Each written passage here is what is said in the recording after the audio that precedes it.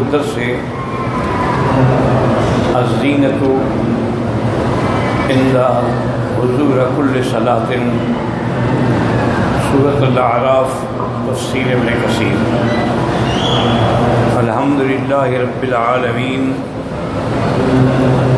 والصلاة والسلام علی اشرف الانبیاء والسید المرسلین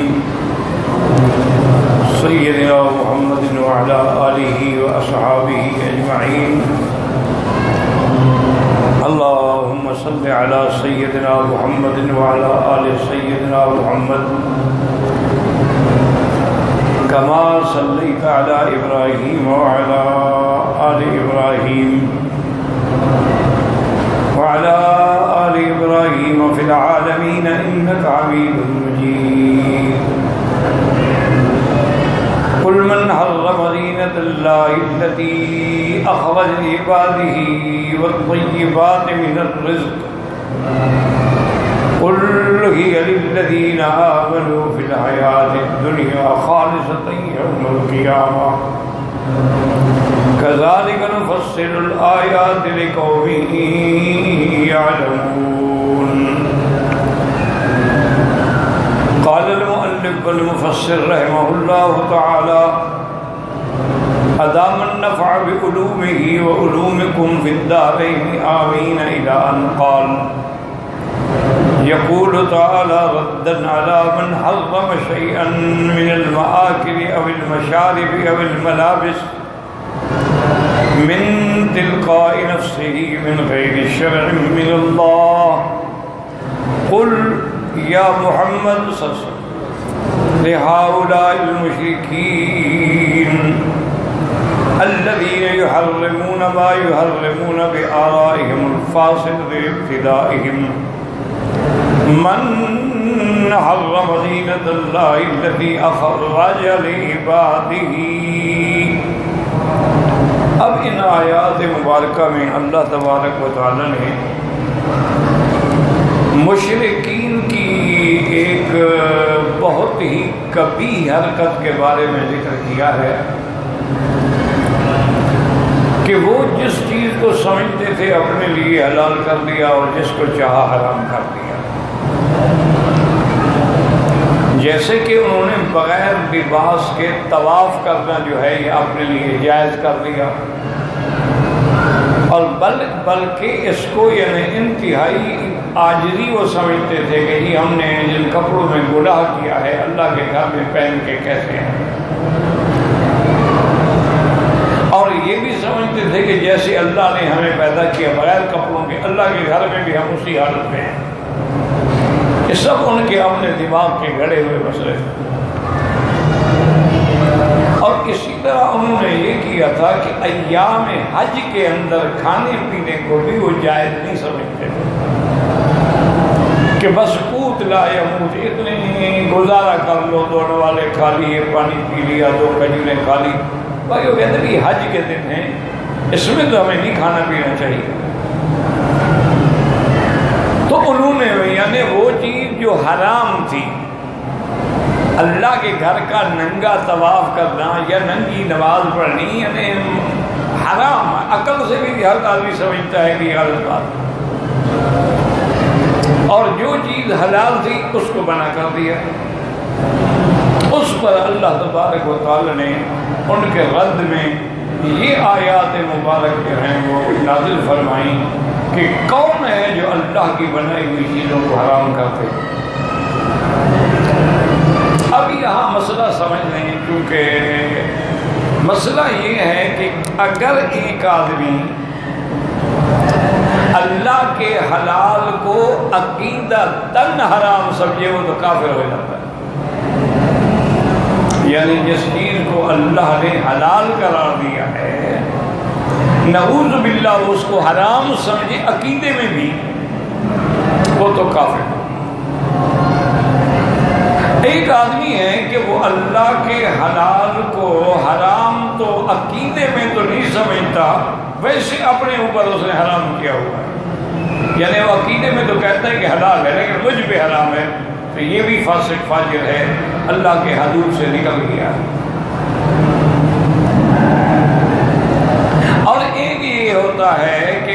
کبھی آدمی کسی مرض کی وجہ سے کوئی چیز استعمال نہیں کرتا، جیسے کہ ڈاکٹر اور حکیم کہتے ہیں بھئی جس کو شوگر ہو وہ میٹھا استعمال نہ کرے۔ اب وہ بیچارہ اچھے سے اچھی میٹھی چیزیں ہوں گے بھائی میں نہیں کھا سکتا، مجھے شوگر ہے، تو یہ کوئی گناہ نہیں، یہ تو مجبوری ہے کہ اس کے لیے ان چیزوں کا استعمال جو ہے وہ مضر ہے۔ یا ایک آدمی اپنے لیے کچھ دنوں تک کے لیے ایک چیز سے اپنے آپ کو منع کرتا ہے،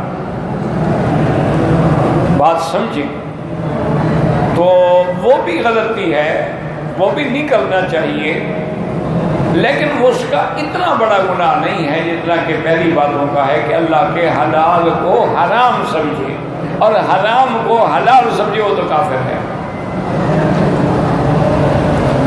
اپنی ذات کے لیے وہ حرام سمجھے تب بھی وہ گناہ گار ہے۔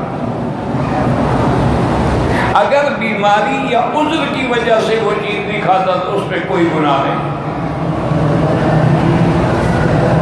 یا ایک وقت مقرر کے لیے اس نے ایک چیز کو اپنے اوپر جو ہے وہ منع کیا ہے تو وہ بھی اتنا بڑا گناہ نہیں ہے، لیکن نہیں کرنا چاہیے جب اللہ نے حلال کیا ہے۔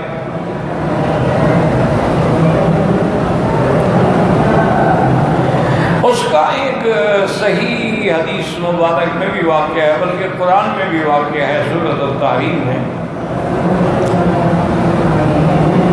حضور صلی اللہ علیہ وسلم کی عادت مبارک تھی کہ روزانہ عصر کی نماز کے بعد وہ ہر بیوی کے گھر میں تشریف لے جاتے تھے، اور سارے گھر جو تھے نا ایسے ایک ہی ترتیب میں تھے۔ گھر کیا تھے؟ ایک کمرہ، آگے صحن، چھڑیوں کی چھتیں، دروازے بھی نہیں، ٹاٹ لٹکے ہوئے تھے۔ یہ جہاں بی بی عائشہ صدیقہ کا حجرہ مبارک ہے جو آج جس میں حضور صلی اللہ علیہ وسلم کی قبر مبارک ہے، یہ بی بی عائشہ کا حجرہ ہے۔ اور جہاں اب آپ لوگ صلاۃ و سلام کھڑے ہو کے پڑھتے ہیں بھی ام سلمہ کا گھر ہے۔ اسی طرح تمام بیویوں کے گھر تھے ترتیب کے ساتھ، کیونکہ حضور پاک نے نکاح تو 11 فرمائے ہیں لیکن بیویاں 9 تھیں۔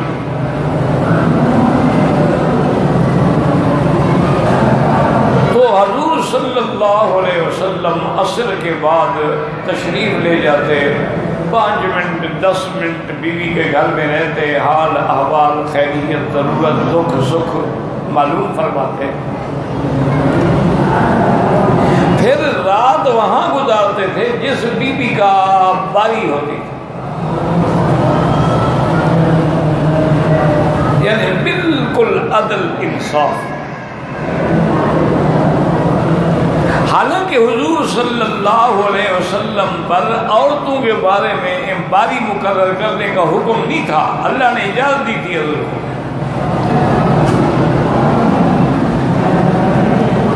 کہ جس کے پاس چاہیں جتنا چاہیں جائیں، نہ جائیں آپ کی مرضی، لیکن حضور کی طبیعت میں عدل تھا، انصاف تھا، حضور بالکل برابر وقت دیتے۔ اور اگر حضور صلی اللہ علیہ وسلم کبھی سفر کے لیے بھی تشریف لے جاتے، حج ہے، عمرہ ہے، جہاد، تو بیویوں کے نام پہ قرآن اندازی کرتے۔ جس بیوی کا نام قرے میں نکل آتا اسی کو ساتھ لے جاتا، تاکہ دوسری بیویوں کو کوئی اعتراض نہ ہو۔ تو اس لیے یہ بھی شریعت کا حکم ہے کہ اگر تمہاری 2 بیویاں ہیں، 3 ہیں، حج پہ آ رہے پورا ڈال۔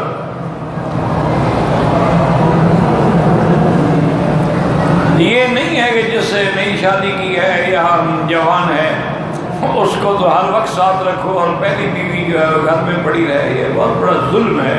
یہ تو قیامت میں پتہ لگے گا جب اللہ کے دربار میں جائیں گے۔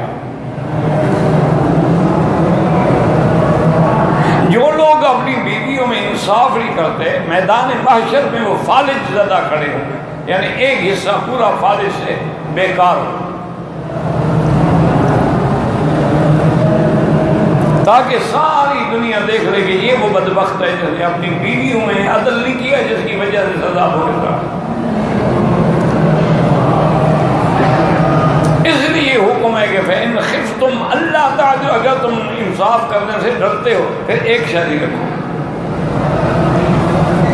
اور اگر انصاف کر سکتے ہو، انصاف کا کیا معنی؟ یعنی دونوں کو ٹھکانہ ایک جیسا دے، ایک نہیں کہ اس کو محل میں رکھو اور دوسری جھوپڑی میں پڑی رہے، ایک کے لیے باقاعدہ فلیٹ سچھایا جائے اور دوسرے کے دو سادہ کمرے ہیں، اور جی میں نے گھر دیا ہوا، بالکل برابر، لباس دونوں کا برابر، زیور دونوں کا برابر، عید برات میں کوئی تحفہ ہدیہ دینا ہے دونوں میں برابر، انصاف، وقت دونوں کا برابر، اگر ایک کے گھر میں 8 گھنٹے گزارتے ہو تو دوسری کے گھر میں بھی 8 گھنٹے آپ کو گزارتے ہیں۔ ہاں ایک ہے دلی میلان، یا ایک آدمی ایک عورت سے مجامعت میں زیادہ ہے دوسری سے کم، وہ منع نہیں ہے، وہ اللہ کے ہاتھ میں ہے، دل تو اللہ جدھر چاہے پھیر دے، لیکن اس کے حقوق زوجیت ضرور ادا کرے گا تاکہ وہ گناہ پہ مجبور نہ ہو۔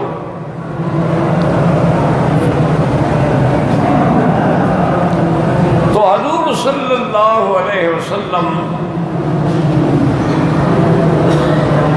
آپ ہر گھر میں تشریف لے جاتے، اتفاق یہ ہوا کہ بی بی زینب کے گھر میں حضور نے کچھ دن سے زیادہ ٹائم لگانا شروع فرما دیا، مثلا 10 منٹ بیٹھتے تھے تو اس کے گھر میں 20 منٹ بیٹھ جاتے،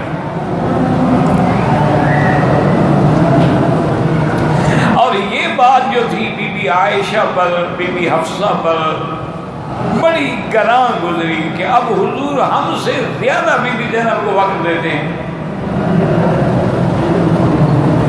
اور یاد رکھیں یہ ایک تو سوکن جو ہوتی ہے نا، ان کے دلوں میں یہ چیزیں ہوتی ہیں، یہ فطرت ہے، اور دوسری یہ ہے کہ محبوب مصطفیٰ ہو، اس کے آنے میں تاخیر ہو جائے تو پھر اس کا پتہ تو ان کو تھا نا جن کے دل پہ گزرتی تھی۔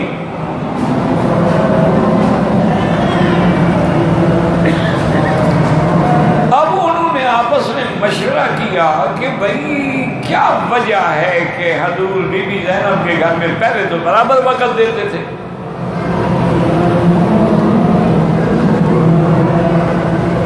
تو ان کو پتہ لگا کہ اصل میں حضور صلی اللہ علیہ وسلم کو شہد جو ہے، اصل شہد جس کو تم اپنی زبان میں ماکھی بھی کہتے ہو، یہ بہت محبوب چیز تھی حضور کی،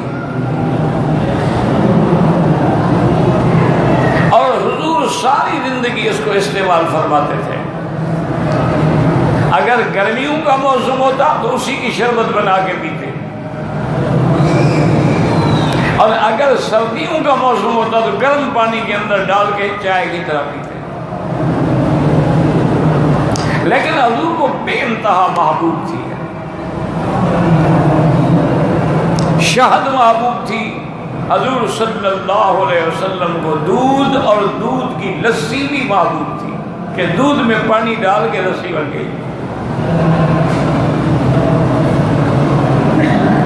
اسی طرح حضور صلی اللہ علیہ وسلم کو بکرے کے اگلا چوڑے جو ہیں یہ بڑے پسند ہیں گوشت میں،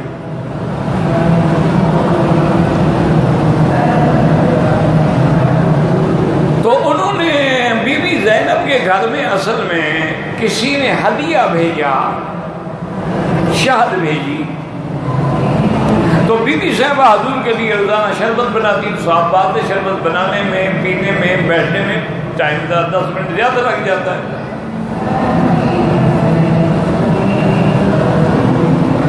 تو بی بی عائشہ اور بی بی حفصہ نے مشورہ کیا کہ اگر حضور آپ کے گھر میں پہلے آئیں یا میرے گھر میں آئیں تو ہم کہیں گے یا رسول اللہ آپ سے جو ہے نا وہ ہینگ کی ہوا آ رہی ہے.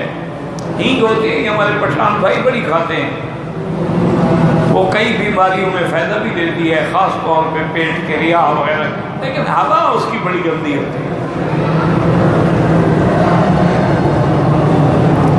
مفید بہت ہے پیٹ کی منظور میں، لیکن وہ ہوا اتنی گندی ہوتی ہے. اب وہ بیچارے تو عادی ہو گئے نا، وہ روز کھاتے ہیں. تو میں یہ کہوں گی کہ حضور انی لاجد ریح مغافیر، ہمیں آپ سے ہینگ کی کیوں ہوا آ رہی ہے، اور تمہارے پاس ہے تم نے بھی یہی کہنا ہے.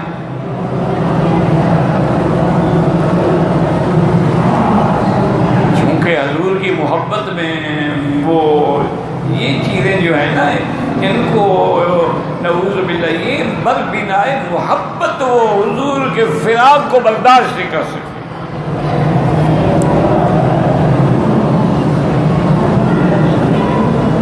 یہی وجہ تھی کہ بیماری کے دنوں میں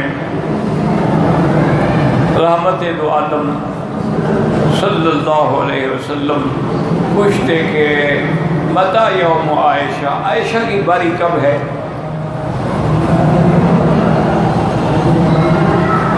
تو سب بیویوں نے میٹنگ کی، اکٹھی ہوئی. انہوں نے کہا حضور بار بار پوچھتے ہیں بی بی عائشہ، کیونکہ حضور کی محبت کا مسئلہ ہے، تو ہم سب لوگ اپنے اپنے نوبہ جو ہے نا اپنے اپنے دل معاف کر کے بی بی عائشہ کو دے دیں. حضور بی بی عائشہ کے گھر میں رہے، بدن چار پائی پر بھی حضور ہر بیوی کے گھر میں آتے تھے.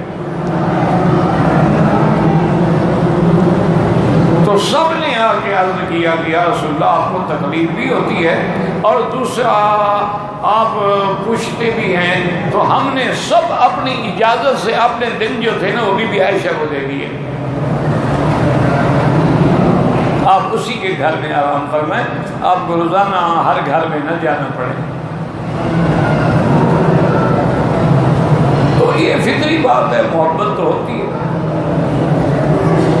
اب بی بی صاحبہ کے پاس جب حضور آئے تو انہوں نے عرض کیا کہ یار انی لاجد ریح المغافیر، حضور ہمیں وہ ہینگ کی ہوا آ رہی ہے. میں نے تو ہینگ کھائی نہیں کبھی، اور حضور کو جس چیز میں یعنی گندی ہوا ہو نا اس سے نفرت تھی، جیسے بصل ہیں، تھوم ہیں، ایسی چیزوں سے حضور نفرت کر، یعنی کچا کھانے سے، پکا کے تو ہوا مر جاتی ہے نا.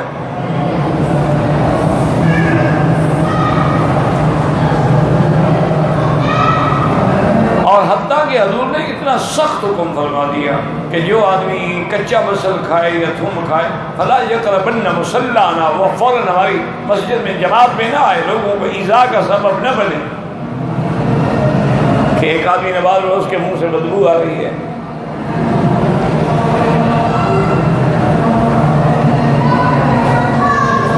تو حضور کو خوشبو بڑی پسند صلی اللہ علیہ وسلم. ویسے تو حضور کا بدن مبارک بھی خوشبو تھا، پسینہ مبارک بھی خوشبو تھا.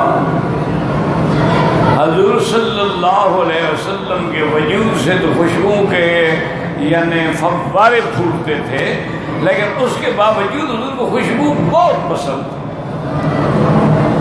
آپ عطر میں عطر عود ہے، عطر گلاب ہے، عطر مشک ہے، عطر عنبر ہے، یہ استعمال فرماتے ہیں.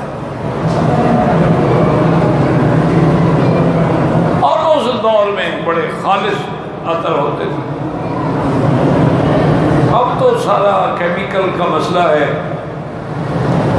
اور جو خالص ہیں ان کو بھی 1 تولے میں 10 تولے اور ملا دیے جاتے ہیں.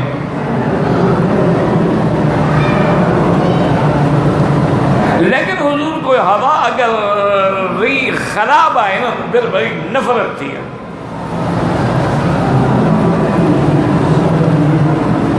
اسی لیے عرب خواتین جو ہیں جب اپنی لڑکیوں کی شادی کرتی تھی نا تو اپنی لڑکی کو سب سے بڑی نصیحت وہ یہی کرتی تھی کہ بیٹی تیرے بدن سے، تیرے لباس سے، تیرے کپڑے سے، تیرے بستر سے، تیرے خامد کو کبھی گندی ہوا نہیں آنی چاہیے.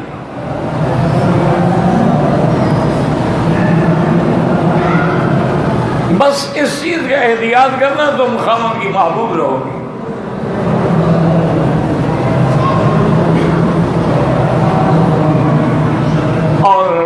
اچھا، عرب عورتیں جو ہیں وہ عطر کی وہ بھی اتنی عادی تھیں کہ بعض عورتیں عطر سے پہچانی جاتی تھیں، کوئی عنبریہ کہلاتی تھی، کوئی وردہ کہلاتی تھی، کہ وہ عنبر اتنا استعمال کرتی تھی کہ وہ عنبریہ اور وردہ یعنی گلاب۔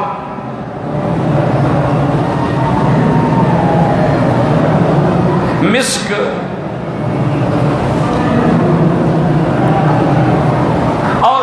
حضور کے زمانے سے رواج ہے، جیسے یہاں حرم میں وہ عود کی لکڑی کو جلا کے دھواں دیتے ہیں، یہ بھی حضور کے زمانے میں تھا۔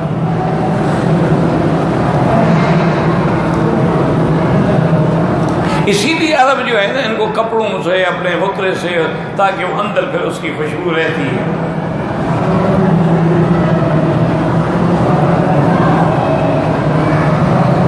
بہرحال یہ بڑی اہم چیزیں ہیں، ان کو معمولی نہ سمجھا کرو۔ اور عورت کے لیے تو یہ بھی ضروری ہے کہ جب حیض سے پاک ہو جائے، یعنی آج اس کا حیض ختم ہو رہا ہے، تو وہ اندر کپاس رکھے اور اس پہ عطر لگا ہوا ہو، تاکہ اندر جو بدبو ہے نا اس کو وہ عطر ختم کر دیتا ہے۔ اور دوسرا، کپاس سے پتہ لگ جائے گا، کپاس میں نشان لگتا ہے یا نہیں لگتا، میں صاف ہو گئی۔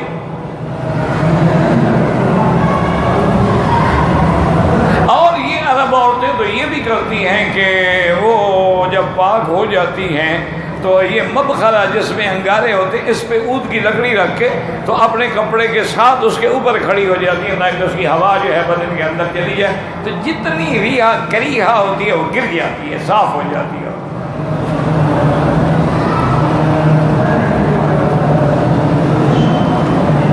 تو حضور پاک حیران ہو گیا، نے فرمایا کہ مجھ سے ہینگ کی ہوا آ رہی ہے۔ ہم نے کہا میں تو صرف بی بی زینب کے گھر میں شربت پیتا ہوں شہد کا، اور تو میں نے کوئی چیز استعمال ہی نہیں کی۔ بی بی عائشہ رحیم تو تھی نا جی، تو اس نے کہا حضور یہ ہو سکتا ہے کہ وہ شہد کی مکھیوں نے ہینگ کھایا ہو۔ دیکھو نا، شہد کی مکھیاں پھولوں پہ بیٹھتی ہیں تو پھولوں کی خوشبو آتی ہے نا شہد سے۔ اگر وہ سیب پہ بیٹھے، مالٹے پہ، وہی خوشبو آئے گی۔ اسی لیے آج کل دیکھیں نا، نئی دنیا میں تو ہر قسم کی شہد ملتی ہے، کہ یہ اورنج ہے، یہ ایپل ہے، یہ مینگو ہے، یہ فلان ہے، چونکہ اسی پر اس کو بٹھایا جاتا ہے۔ حضور نے فرمایا ہاں یہ تو ہو سکتا ہے، چونکہ شہد کی مکھی تو ہر چیز پہ بیٹھتی ہے۔ اب یہ دوسری بی بی نے بھی یہی کہا، جو بی بی عائشہ نے کہا، تو حضور نے فرمایا اچھا میں نے اپنے اوپر حرام کر دیا، آج کے بعد میں شہد پیوں گا ہی نہیں۔ اب وہی مسئلہ آ گیا کہ حضور نے حرام تو کیا، لیکن عقیدے میں حرام نہیں، کہ اپنی ذات کے لیے صرف۔ لیکن اس پر بھی اللہ کی طرف سے قرآن نازل ہو گیا کہ قل یا ایھا النبی لم تحرم ما احل اللہ لک تبتغی مرضات ازواجک واللہ غفور رحیم۔ یا ایھا النبی، دیکھیں یعنی عتاب بھی ہے، لطف بھی ہے اللہ کی طرف سے، حالانکہ تنبیہ ہے، لیکن خطاب یا ایھا النبی شان سے۔ لما تحرم، آپ نے کیوں حرام کیا اس چیز کو جس کو اللہ نے حلال کیا؟ بیویوں کو راضی کرنے کے لیے حرام کرتے ہو میرے حلال کو؟ اور ساتھ یہ بھی بتا دیا اللہ غفور رحیم، اللہ بخشنے والے بھی ہے، مہربان ہے، ہم نے آپ کی غلطی معاف کر دی، لیکن آپ نے ایسا کیوں کیا؟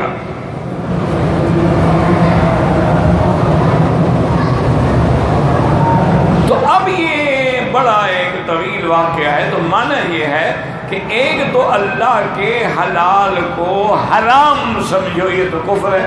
جیسے ہندوؤں نے گائے کو حرام سمجھا ہوا ہے کہ جی گاؤ ماتا ہے، اس کا کھانا حرام ہے، اس کا ذبح کرنا حرام ہے۔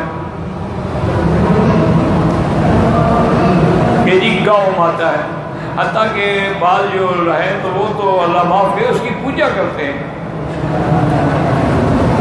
اور اسی بہانے سے مسلمانوں پہ ظلم کے پہاڑ توڑے جاتے ہیں۔ بھئی چلو تم نہیں کھاتے ہو، مسلمانوں کے لیے تو حلال چیز ہے۔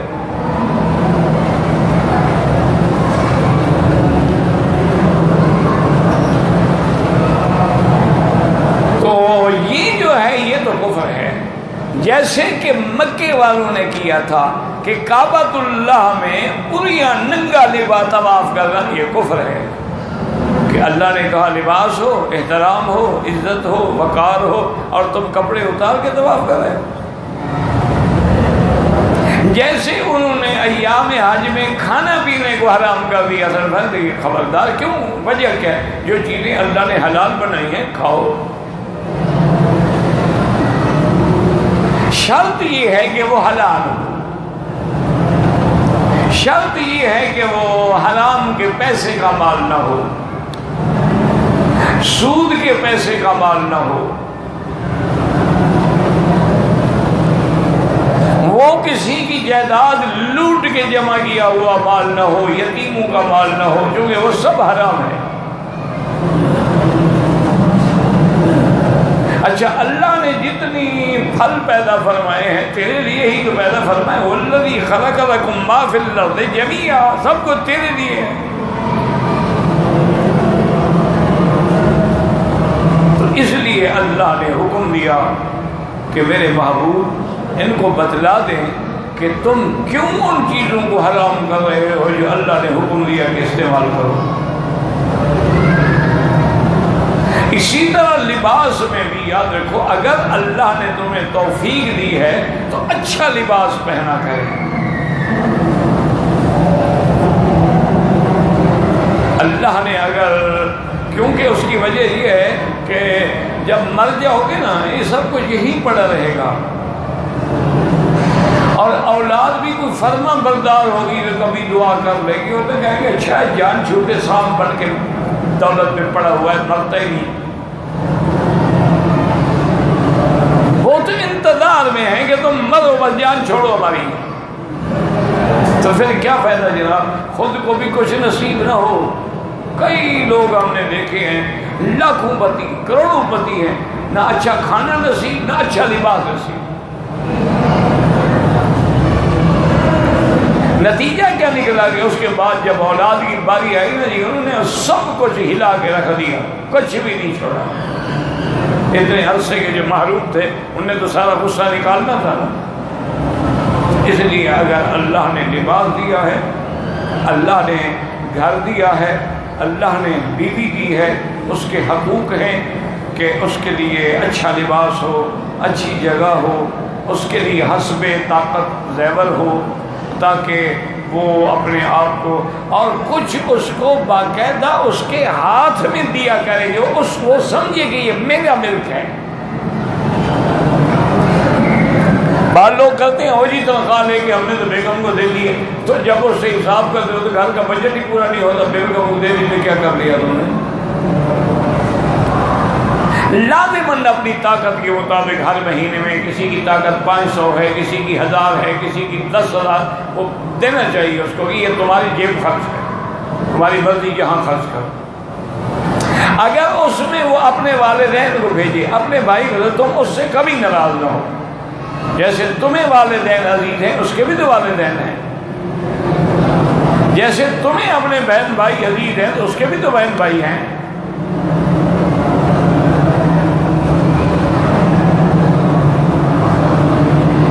اپنا یہ ہے کہ وہ کسی آدمی سے پوچھا انہوں نے کہ تمہیں تاریخ کا آج کیا تاریخ ہے؟ انہوں نے کہا ٹھہرو، انہوں نے کہا میں گھر میں پوچھا ہوں کہ کیا پکا ہے، ہم تو گھر کی دال سے اندازہ لگاتے ہیں کہ کون سی تاریخ ہے۔ یہ تو نہ ہونا گھر والوں کے لیے عذاب بن جائے۔ ہاں ایک ہے غریب ہے، نہیں ہے، جو نہیں ہے اللہ کی مرضی ہے۔ اس لیے ان آیات مبارکہ میں اللہ نے حکم دیا کہ اللہ کے حلال کو کبھی حرام نہ کرو، اللہ کی نعمتوں سے فائدہ اٹھاؤ، اور تاکہ تمہیں جتنا اچھا کھاؤ گے اچھے پیو گے، اچھا رہو گے، اچھے لوگ تم سے متعلق ہوں گے، تمہارے بدن میں طاقت آئے گی، تم صحیح معنی میں عبادت کر سکو گے۔ اس لیے فرماتے ہیں وَرَدَّ عَلَىٰ مَنْ حَرَّمَ شَيْئًا، یہ آیات ان لوگوں کے لیے رد ہیں جنہوں نے کھانے پینے کی چیزیں اور پہننے کو اپنی طرف سے حرام کر دیا تھا۔ قُلْ مَنْ حَرَّمَ زِينَةَ اللَّهِ الَّتِي أَخْرَجَ لِعِبَادِهِ قُلْ یا محمد صلی اللہ علیہ وسلم، اللہ نے حکم دیا حضور آپ ان کو کہیں الذین یحرمون ما یحرمون بآرائہم الفاسدۃ وابتدائہم، یہ جو اپنی رائے سے چیزوں کو حرام کرتے ہیں، یہ جو نئے نئے مسئلے خود گھڑتے ہیں، من حرم زینۃ اللہ التی اخرج لعبادہ ای ہی مخلوقۃ لمن آمن باللہ وعبدہ فی الحیات الدنیا، اللہ نے اپنے بندوں کے لیے جو چیزیں پیدا فرمائی ہیں اللہ پاک نے اس کو دنیا میں بھی دیا ہے۔ وَإِن شَرَكَهُمْ فِيهَا الْكُفَّارُ فِي الدُّنْيَا، اور کافروں کو بھی دنیا میں سب کچھ ملتا ہے، فَهِيَ لَهُمْ خَاصَّةً يَوْمَ الْقِيَامَةِ، لیکن قیامت والے دن یہ ساری نعمتیں جو ہے مومنوں کے لیے ہوں گی، کافروں کے لیے نہیں ہوں گی۔ لا یشرکہم فیہا احد من الکفار، قیامت والے دن جو ہے کافر جو ہے اس کے لیے کوئی نعمت نہیں ہوگی۔ اسی لیے قرآن میں آتا ہے کہ کافر پکاریں گے ونادى اصحاب النار اصحاب الجنہ، جہنم والے پکاریں گے افیضوا علینا من الماء او مما رزقکم اللہ، ہم پر پانی بھیجو، جو کچھ اللہ نے تمہیں دیا ہے کچھ بچا ہوا ہمیں بھی دے دو۔ قالوا ان اللہ حرمہما علی الکافرین، وہ جنت والے جواب دیں گے کہ اللہ کے جنت کی نعمتیں اللہ نے کافروں پہ حرام کر دی ہیں، ہم آپ کو نہیں دے سکتے ہیں۔ کیوں؟ فإن الجنت محرمۃ علی الکافرین، کیونکہ جنت بھی حرام ہے کافروں کے لیے، کافر اس میں کبھی داخل نہیں ہو سکتے۔ قال ابو القاسم الطبرانی حدثنا ابو حسین محمد بن الحسین القاضی حدثنا یحییٰ الحمانی قال حدثنا یعقوب القمی عن جابر بن ابی المغیرۃ عن سعید بن جبیر عن ابن عباس قال كانت قریش یطوفون بالبیت وهم قراۃ یصفرون یصفقون فانزل اللہ عز وجل، حضرت ابن عباس فرماتے ہیں چونکہ قریش جو تھے یہ اللہ کے گھر کا طواف کرتے تھے اور اس حالت میں طواف کرتے تھے کہ وہ ننگے ہوتے تھے، اور اس کے بعد پھر سیٹیاں بھی مارتے تھے اور تالیاں بھی بجاتے تھے۔ فانزل اللہ عز وجل، اللہ نے قرآن میں یہ آیت نازل فرمائی قل من حرم زینۃ اللہ التی اخرج لعبادہ فامروا بالصیام، حکم دے خبردار نماز میں آؤ یا طواف میں آؤ اچھے سے اچھا لباس پہن کے آؤ۔ قل انما حرم ربی الفواحش ما ظہر منها وما بطن والاسم والبغی بغیر الحق وان تشرکوا باللہ ما لم ينزل به سلطانا وان تقولوا علی اللہ ما لا تعلمون۔ قال الامام احمد حدثنا ابو معاویہ قال حدثنا الاعمش عن شقیق بن عبد اللہ قال قال رسول اللہ صلی اللہ علیہ وسلم لا احد اغیر من اللہ فلذلك حرم الفواحش ما ظہر منها وما بطن۔ حضور پاک نے فرمایا اللہ سے بڑا غیرت والا کوئی نہیں ہے، اس لیے اللہ نے برائی منع کر دی، زنا حرام کر دیا، بد نظری حرام کر دی، غیر محرم کو دیکھنا، اللہ غیرت والے ہیں، جو چیزیں غیرت کے خلاف ہیں وہ اللہ نے حرام کر دی۔ ولا احد احب الیہ المدح من اللہ، اور فرمایا اس کے بعد ولا احد احب الیہ المدح من اللہ، اور کوئی نہیں اللہ کی طرف سے جس کی مدح محبوب ہو۔ اخرجہ فی الصحیحین من حدیث سلیمان بن مہران الاعمش عن شقیق ابی وائل عن عبداللہ المسعود وتقدم الکلام ولا يتعلق بالفواحش ما ظہر منها وما بطن۔ وہ کہتا ہے کہ فواحش اور ما ظہر وما بطن اس پہ سورۃ الانعام میں آپ پورا پڑھ چکے ہیں، دیکھنا چاہیں تو پھر اسی صورت میں دیکھ لیں۔ والاسم والبغی بغیر الحق، اللہ نے گناہ کو بھی اور کسی پر زیادتی کرنے کو بھی منع فرمایا ہے۔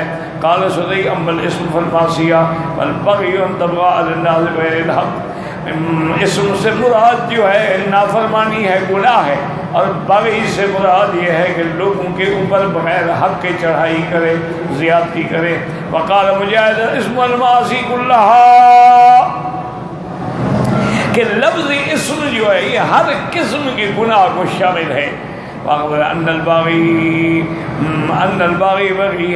الْبَاغِي غیہ علی نفسہ، کہ جو باغی ہے نا تجاوز، اصل میں اپنے آپ پر تجاوز کر رہا ہے۔ وحاصل ما فسر به الاسم انه الخطايا متعلق بالفاعل نفسه، انہوں نے فرمایا کہ اسم سے مراد وہ گناہ ہیں جو کرنے والے کی ذات سے متعلق ہیں، اور بغی سے مراد وہ ہے جو دوسرے پہ تعدی کرتا ہے۔ وہ تعدی الناس حرم اللہ ھذا وھذا، اللہ نے گناہ بھی حرام کیا اور بغی بھی حرام فرما دیا۔